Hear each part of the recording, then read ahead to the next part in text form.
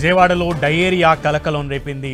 New రాజరాజేశ్వరిపేటలో వాంతులు విరోచనాలతో జనాలు అల్లాడిపోతున్నారు. Chavithi పందిళ్లలో food poison కారణంగా ఆరోగ్య సమస్యలు తలెత్తి ఉంటాయని అధికారులు అంటున్నారు. అయితే స్థానికులు మాత్రం మంచినీరు కలుషితమైందని చెప్తున్నారు.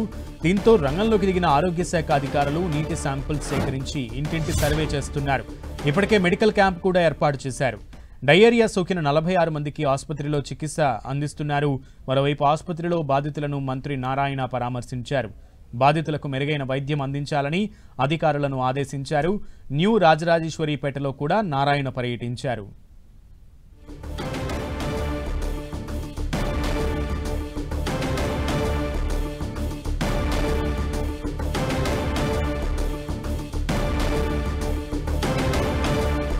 డయేరియా సోకిన వారికి మెరుగైన వైద్యం అందించాలని అధికారులను ఆదేశించామన్నారు మంత్రి నారాయణ.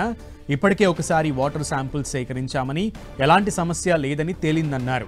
మరోసారి పరీక్షలు చేస్తామన్నారు మంత్రి నారాయణ.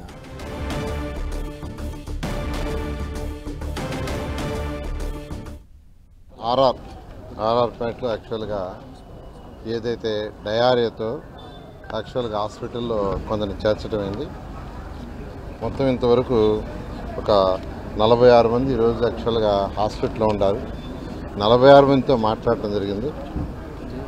అయితే అధికారులు అటు హెల్త్ డిపార్ట్మెంటు, ఇటు మున్సిపల్ శాఖ, అదేవిధంగా ఇక్కడ ప్రజాప్రతినిధులు వెంటనే దీని మీద రియాక్ట్ కావటం, వెంటనే హాస్పిటల్లో చేర్చడం. వాళ్ళందరికీ యాక్చువల్గా వామిటింగ్స్ అండ్ మోషన్స్ ఉన్నాయి. అయితే నేను ఆల్మోస్ట్ 46 మందితో మాట్లాడాను. అయితే వాళ్ళకి అందరికి కూడా వామిటింగ్స్ తగ్గినాయి, మోషన్స్ కూడా కొందరికి తగ్గినాయి. కొందరు డిశ్చార్జ్ అవుతున్నారు, కొందరు ఇవాళ ఈవినింగ్, కొందరు రేపు డిశ్చార్జ్ అవుతారు. ఏదేమైనప్పటికీ ఇప్పుడే మా యొక్క మున్సిపల్ శాఖలో డైరెక్టర్ ఆఫ్ మున్సిపల్ అడ్మినిస్ట్రేషన్ వారు కూడా వచ్చిన్నారు యాక్చువల్గా. అదేవిధంగా పబ్లిక్ హెల్త్ వాళ్ళని పిలిపించాం. ఆల్రెడీ ఒకసారి టెస్ట్ చేశారు. వాటర్ టెస్ట్ చేస్తే వాటర్ టెస్ట్లో ఎటువంటి ప్రాబ్లం లేదని వచ్చింది. అయినప్పటికీ మరొకసారి ఎక్కడన్నా ట్యాప్స్లోకి ఎక్కడన్నా ఈ డ్రైన్స్ వాటర్ ఎక్కడన్నా కలిసే ఛాన్స్ ఎక్కడన్నా ఉందా అనేది మళ్ళీ ఒకసారి పరిశీలించమని ఇప్పుడు అధికారులందరూ ఇమీడియట్గా దాని మీద ఫోకస్ చేశారు.